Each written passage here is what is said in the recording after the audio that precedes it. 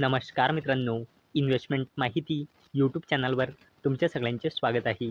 तर मित्रांनो, आजच्या व्हिडिओमध्ये आपण मल्टिपल शेअरच्या लेटेस्ट अपडेट आणि लेटेस्ट न्यूज बघणार आहोत. तर चला व्हिडिओ स्टार्ट करूया. तर सगळ्यात पहिले बोलूया बिर्ला कॉर्पोरेशन लिमिटेडबद्दल.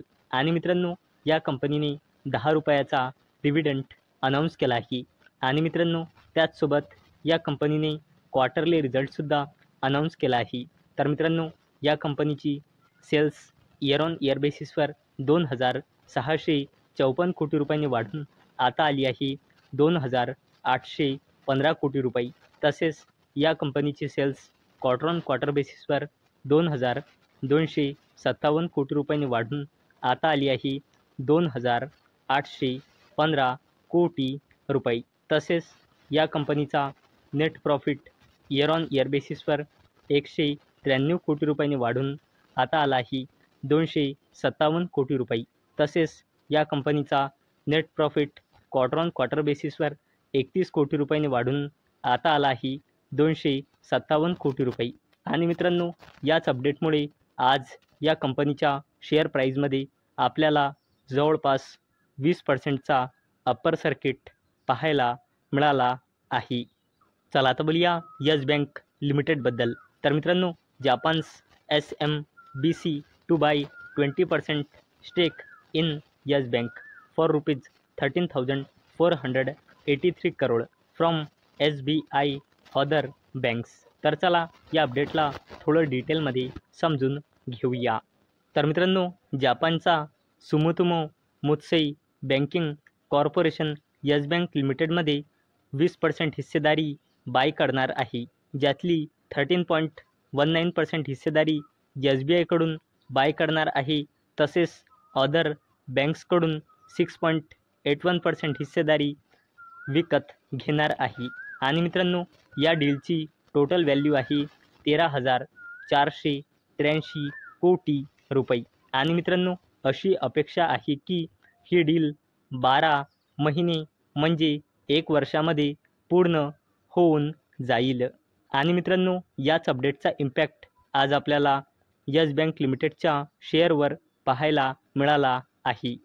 चला आता बोलूया वेलस्पून कॉर्पोरेशन लिमिटेडबद्दल. तर मित्रांनो, Welspun to enter pipe segment with Sintex eyes 5% market share in 7 years. तर मित्रांनो, वेलस्पून कॉर्प लिमिटेडने आपल्या सिंटेक्स या सबसिडरीच्या थ्रू पाईप सेगमेंट मध्ये एंट्री करण्याची घोषणा केली आहे.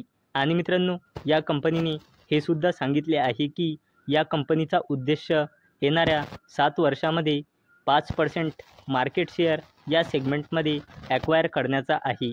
कारण मित्रांनो, 5% खूप मोठे झाले. कारण मित्रांनो, हा जो पाईप सेगमेंट आहे हा खूप कॉम्पिटिटिव्ह सेगमेंट आहे. चला आता बोलूया गोदरेज प्रॉपर्टीज लिमिटेडबद्दल. तर मित्रांनो, Godrej Properties to launch projects worth ₹40,000 crore in financial year 2026 chairman. तर चला या अपडेटला थोडं डिटेलमध्ये समजून घेऊया. तर मित्रांनो, गोदरेज प्रॉपर्टीज लिमिटेडचा प्लान आहे 40,000 कोटी रुपयांचा हाऊसिंग प्रोजेक्ट्स लॉन्च करण्याचा. आणि मित्रांनो, याचा उद्देश आहे सेल्स बुकिंगच्या टर्ममध्ये टॉप लिस्टेड रिअल इस्टेट फर्ममध्ये आपली पोझिशन रिटेन म्हणजे परत घेण्याची आणि आपला या सेगमेंटमध्ये मार्केट शेअर इन्क्रीज करण्याचा. चला आता बोलूया ONGCबद्दल, म्हणजे oil and natural gas corporation लिमिटेडबद्दल. तर मित्रांनो, OTPC Assam power corp jointly developing 250 megawatt battery energy system.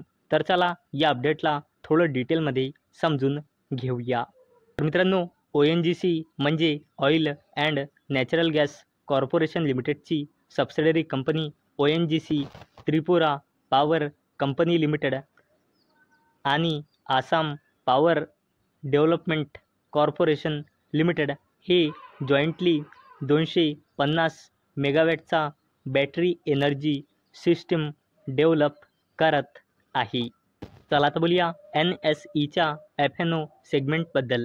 तर मित्रांनो, NSE FNO stock list RVNL, Bharat dynamics, Mazagon, 5 others in future and options segment from this date. तर चला या अपडेटला थोडं डिटेलमध्ये समजून घेऊया.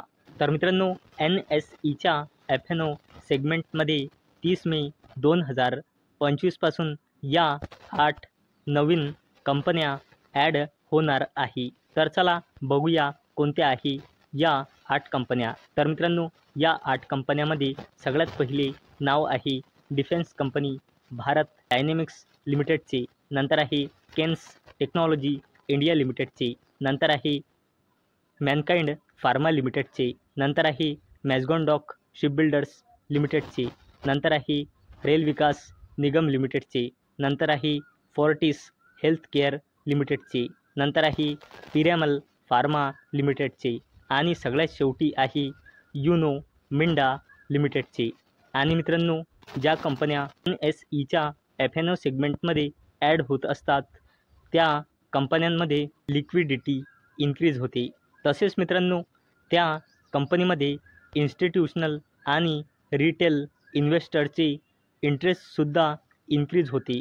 आणि मित्रांनो, ज्या कंपन्या NSEच्या FNO सेगमेंटमध्ये ॲड असतात त्या कंपनीचे चान्सेस इन्क्रीज होतात निफ्टी 50मध्ये ॲड होण्याचे.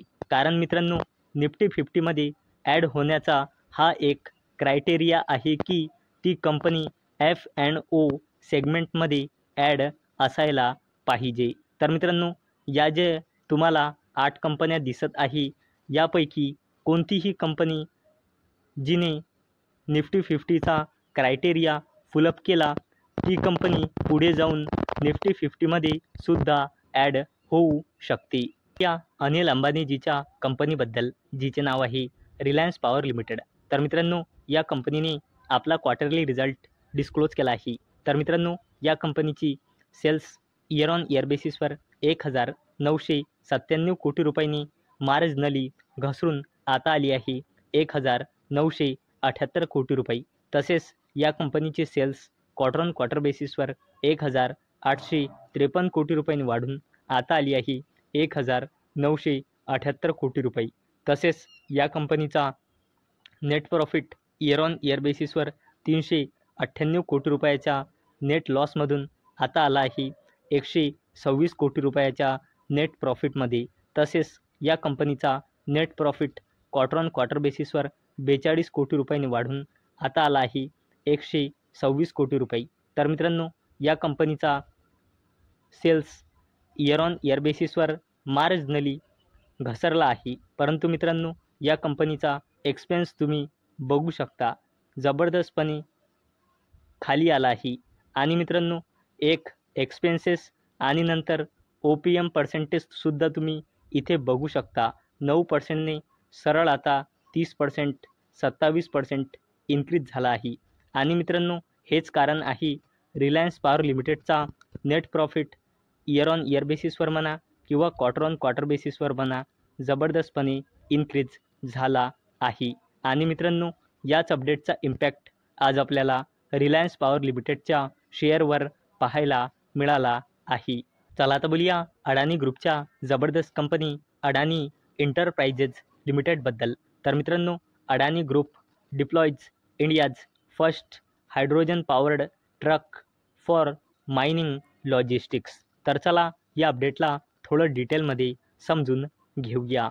तर मित्रांनो, अडानी ग्रुपने छत्तीसगडमध्ये मायनिंग लॉजिस्टिक्ससाठी भारताचा पहिला हायड्रोजन पॉवर्ड ट्रक लॉन्च केला आहे, जो 200 किलोमीटरपेक्षा जास्त अंतर 40 टन्स वाहून नेण्यास सक्षम आहे. एनर्जी टेक्नॉलॉजी फर्म्स आणि ऑटो मॅन्युफॅक्चररच्या सहाय्याने सुरू केलेल्या या उपक्रमाचा उद्देश डिझेल व्हेकलला रिप्लेस करणे आणि क्लीनर ट्रान्सपोर्टेशनला प्रमोट करणे आहे. आणि मित्रांनो, या अपडेटमुळे तुम्ही अडाणी एंटरप्राइजेस लिमिटेडला स्टडी करू शकता. तर मित्रांनो, मला अपेक्षा आहे हा व्हिडिओ तुम्हाला इन्फॉर्मेटिव्ह वाटला असेल. तर मित्रांनो, जर तुम्हाला हा व्हिडिओ इन्फॉर्मेटिव्ह वाटला असेल तर या व्हिडिओला लाईक करा आणि चॅनलला सबस्क्राईब करा. आणि मित्रांनो, हा व्हिडिओ फक्त आणि फक्त एज्युकेशन पर्पजसाठी बनवलेला आहे. माझ्याकडून काहीही रेकमेंडेशन नाही की तुम्ही या स्टॉक्सना बाय करा, सेल करा किंवा होल्ड करा. तर चला भेटूया नेक्स्ट व्हिडिओमध्ये. तोपर्यंत टाटा, बाय बाय.